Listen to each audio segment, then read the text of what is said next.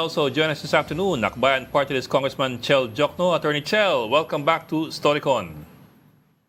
Hi, Ed. Hi, Amy. Good afternoon to Hi, everyone. Congressman. Good afternoon, sir. Thank you for joining us. Sir, we were having a long discussion kanina in relation as well to your motion that was approved dun sa Infracom. Remember, your motion was to have the members sign an undertaking divulging any, let me if I get this right, financial and pecuniary interests with regard to the projects that are being investigated. Kasi sa amin kasi ang malaking tanong, paano hindi mag-divulge, number one, at number two, paano sabihin, wala namang conflict of interest kahit contractor siya. I mean, what constitutes conflict of interest? and meron bang paghihimay doon? Well, una-una, kung hindi sila mag-divulge pero lumabas later na meron nga silang pecuniary, financial, or business interest sa mga iniimbestigahan ng mga flood control projects, then that could be subject of complaints within the Congress. And that could also be a subject to possible violations of the Code of Conduct, Republic Act 6713. Pero as far as the investigation is concerned, can they be made to inhibit? Number one, can they be forced to inhibit, or is that a voluntary thing? Well, unang-una, dapat mag-i-inhibit sila if that is the case. Now, if they do not voluntarily inhibit, it may be subject of a motion by anyone who would like to raise it before the committee. Attorney, ano ba impact ng inimbestigahan yung congressman ng Ethics Committee? What can the Ethics Committee do kung sakaling merong impropriety or possible violation of the law, criminal act, yung membro ng Kongreso? Well, administratively, as best as I can understand it, the Ethics Committee can impose penalties on the erring member. Pwede rin yan i-recommend for investigation and prosecution by the appropriate authorities, Executive Department, Amy. Ano yung administrative sanctions na pwedeng impose ng House? As sa pagkaalam ko, that would include suspension and possibly even expulsion. But of course, Expulsion. it would require plenary action. Yung expulsion, anong grounds ang pwede? Corruption ba or plunder? Pwede yan. Possible plunder dahil kailangan niya ng mas matinding pag-iimbestiga, no? Pwede ba yun? I would imagine. Mas court? maganda siguro kung itanong natin yan sa mga officials ng ating Ethics Committee. Ako po ay baguhan lang. I'm not that familiar with the specific grounds. Sir, tapos the Philippine Star kasi came up with a list of legislators, officials, vice chairman of the vice chairman ng Public Works Committee, which is a subcommittee ng Infracom, which is the one investigating yesterday. 5 sa kanila who have been linked to contracting companies or contractors, either their families or the direct relatives. But without imputing anything, we're not imputing that they're doing anything wrong, but just the facts. Member ng vice chairman ng Committee on Public Works si Arbison, si Beltran, si Loria, si Pancho, si Gonzales. Of the 18 vice chairmen of the committee, 5 of them have been linked to contractors. For example, in that case, sir, would they be subject to inhibition? How does that go? Well, first of all, kaya nga namin inihain yan, yung motion for full disclosure, because that's a duty that's imposed by the Constitution and by our Code of Conduct for public officials. And lalong-lalo na pag isang mambabatas ang iniimbestigahan niya ay meron nga siyang conflict, that's what we want to avoid. In fact, one of the reasons when I made the motion was because of the reports, the privileged speech delivered by Senator Lacson, where he said that during the 19th Congress, sa pagkakwento sa kanya, there were at least 67 members of the House who were somehow involved in these kinds of projects. And it's very important that we show the public that we are, the House of Representatives is going to conduct a thorough real investigation and not any kind of cover-up or whitewash. Congressman, let me pivot a little bit and talk to you about yung last hearing. Your questioning of Lawrence Lubiano of Center Waste Construction, I think it resonated with a lot of people, especially since Mr. Lubiano was not questioned in the Senate. He basically he admitted to donating 30 million pesos to Senate President Cheese Escudero's campaign in 2022, and right then and there's admission na of violating the Omnibus Election Code. Do you think that's enough to charge him with? Yes, hi, Reina. I don't think much investigation is needed. The only real legal question remaining, because of the admissions made by Mr. Lubiano, and if I got the news right, even Senator Cheese has said the same thing, that it's a personal contribution or donation.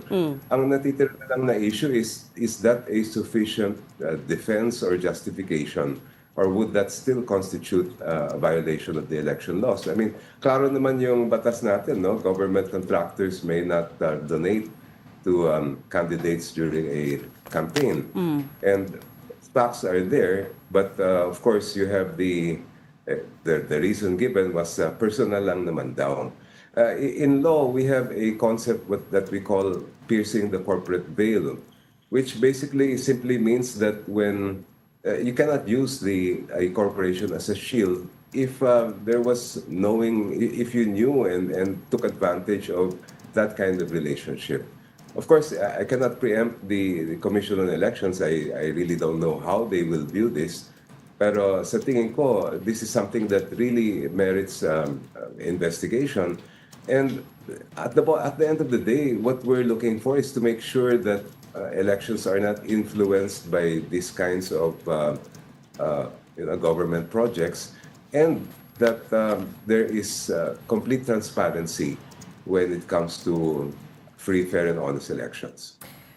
Congressman, mukhang the chairman naman of the COMELEC fully agrees with you At tayo ng tingin nila dyan sa kaso ni Mr. Lubiano. Ang nadagdag lang dun sa hearing ninyo, sinabi niya, he's related to the brother, he's related to a mayor and a councilor in Sorsogon. Yun lang ang nadagdag dun sa kanya na makakadagdag actually dun sa kaso. Kung sakasakali lang, tatanong ko lang, by way of legislation, may remedy pa kaya itong mga ganitong sitwasyon, Congressman? Dahil actually we have laws already governing them Ano pang madadagdag kaya dito para matigil siya? Andyan na nga yung batas.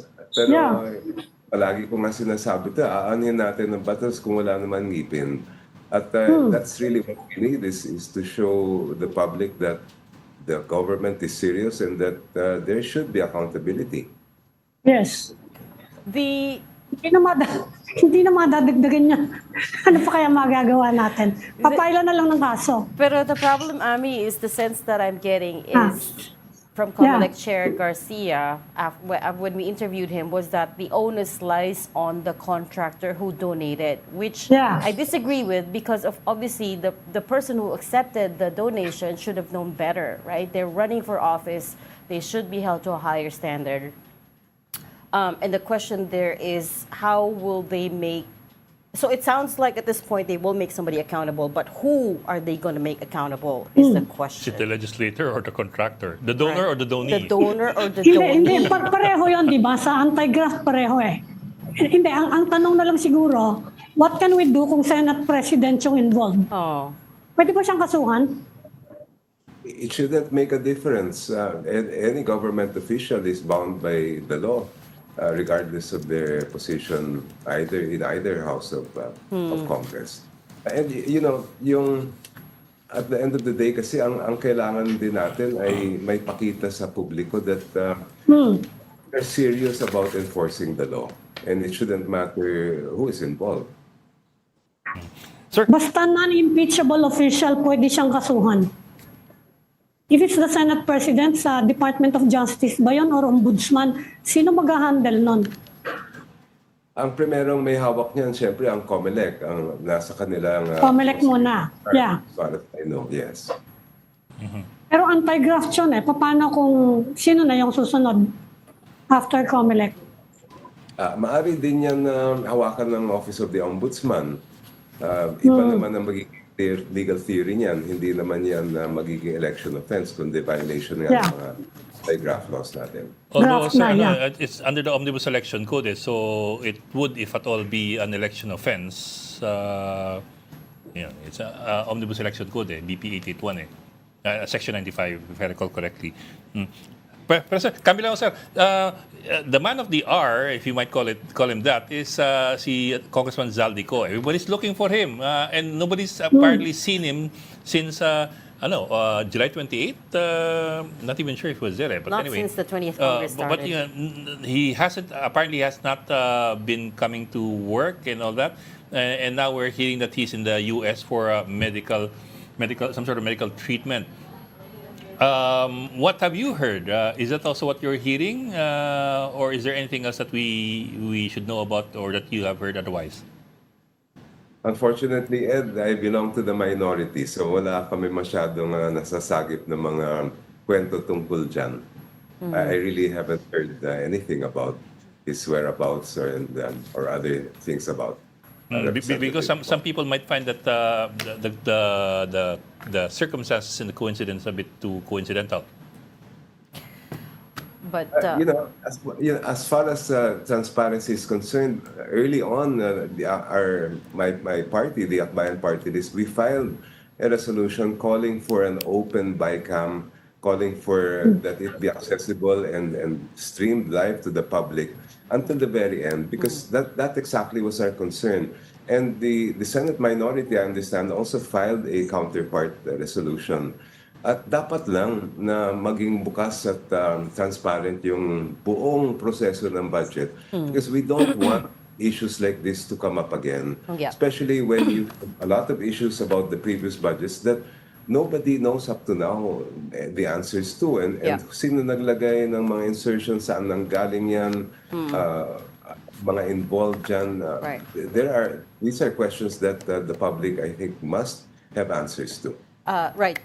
Congressman, we're running out of time, but 30 seconds. Could you clarify Akbayan's role in today's what happened at the Diskaya compound with people throwing rocks and mud at the Diskaya house? There's been some confusion on who that group is. Can you just clarify what Akbayan's role is in that? What I understand is that Akbayan's mobilization is set for tomorrow, not for Hindi pa today. yun. So hindi kayo kasama sa really today? Who was involved in today's activity. Okay, that's very clear. Thank you so much for joining Storycon today. I'm sorry we've run out of time, but we'll call you back in another time. That was Akbayan Party List Representative Congressman Chel. Thank you, sir. Good to see you. Thank you, Congressman.